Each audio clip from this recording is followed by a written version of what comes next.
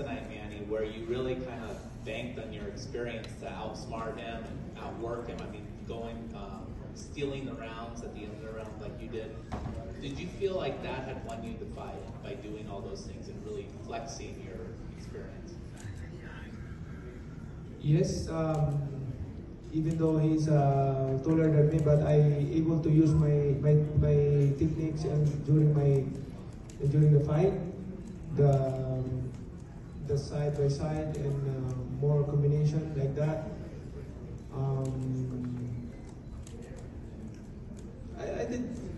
I did a couple things that I slowed down the last 2 rounds, but it doesn't mean that I lost the fight.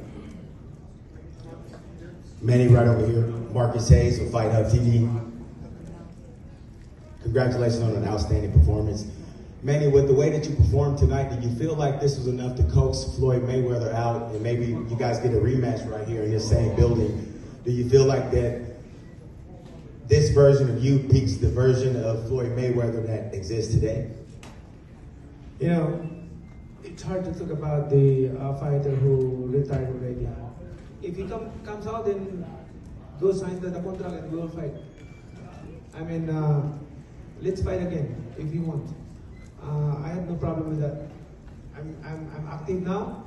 I don't pick my opponent. I don't, I fight them all in my weight division. Cynthia Ponte, Best Moves Boxing Show here. Congratulations, Manny. You've been out of the ring for 4 years, but you are no stranger to big crowds. What did it feel like to be in the house of Manny here at MGM with everyone chanting your name once again?